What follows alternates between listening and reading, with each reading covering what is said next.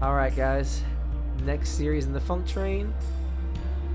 We're starting off with a B reach. Knee comes to the elbow, head is lifted out in front, keeping that foot tucked in until we get back to the starting position. This is known as Loaded Beast. From Loaded Beast, we raise the hips up. As the knee drives toward the elbow, we bring the head up. Again, hips lift. Once the shoulders pass the hands, head up, eyes out in front. Again, you can choose anywhere between 5 to 10 reps of this based on tolerance before moving on to the next exercise. Here we have Lateral Ape. Again, this is the second move in the warm-up. I'm adding a little bit of a reach to it to help kind of stretch out the groin a little bit. So we're moving Lateral Ape. Once you land, that leg reaches out, and then I'm stretching across.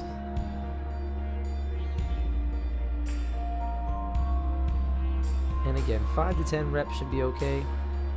Get a little fun there.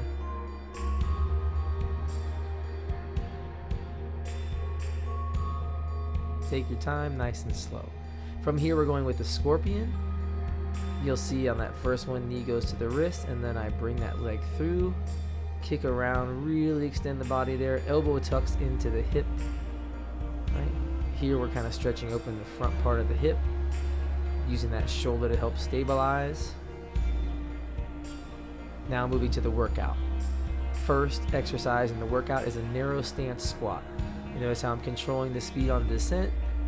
Quick pause at the bottom and then up quickly, but controlled. No violent contraction or throwing forward of your hips. Keeping tension in the legs, glutes, and core the entire time. Arms are out in front just to help kind of lock in the upper back area. Then we're moving right into the split lunge. So I'm staying in place here and I've narrowed up the stance a little bit to kind of exaggerate and emphasize the quad work. I'm going to do all my reps on one side before moving to the next, and again 5 to 10 reps should be okay. Here we have the front kick through. We're moving from the Loaded Beast, which you see here, stepping our foot forward to replace the hand and then kicking through. We want to make sure as we kick through, once we reach that foot out in front, a quick pause to really maintain control, reloading to the beast, and then back to that kick through. Step, kick. All controlled.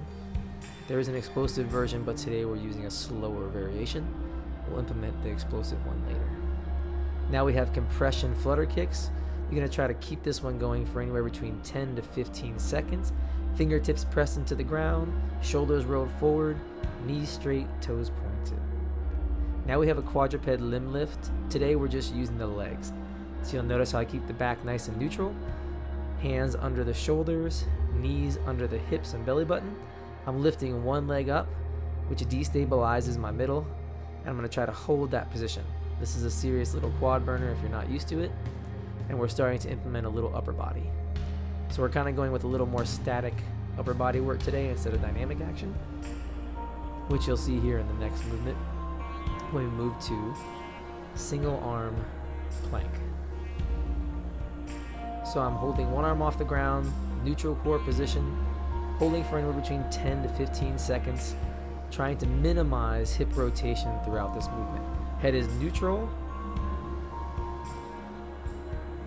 making sure the belly button's pulled in tight, and then moving to the final exercise, which is the shoulder tap in the pike position.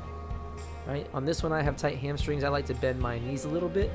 You're going to have eyes up at the hands, and then you're touching your shoulder to the same side. Anywhere between 15 to 20 reps should do on this one. Belly button in nice and tight. Hope you guys enjoyed it. Let me know what you think. Have a great day.